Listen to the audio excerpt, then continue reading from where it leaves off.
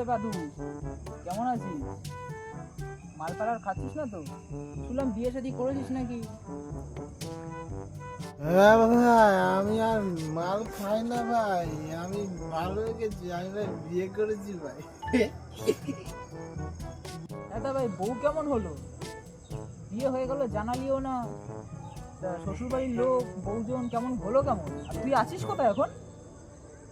হ্যাঁ ভাই, আমি শ্বশুর বাড়ি খুব সুন্দর হয়েছে, বউ খুব সুন্দর হয়েছে, বুঝেছিস?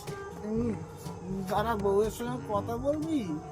দাঁড়া দাঁড়া, আমি নিয়ে যাচ্ছি।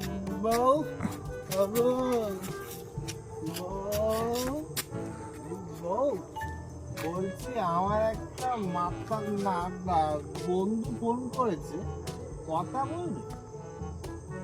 বউ বলছি, বউ মনে হয় ব্যস্ত আছে, বুঝেছিস? এখন কথা বলতে পারছি না। হ্যাঁ ভাই, তা তুই বাড়িতেই আছিস তো নাকি?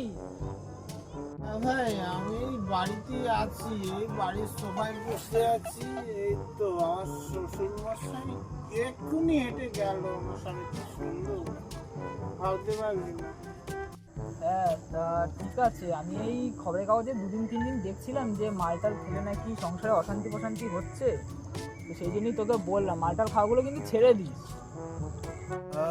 তুই খবরের কাগজে দেখছিস সংসার অশান্তি হয়, তাহলে তো সত্যি বন্ধ করতে হবে।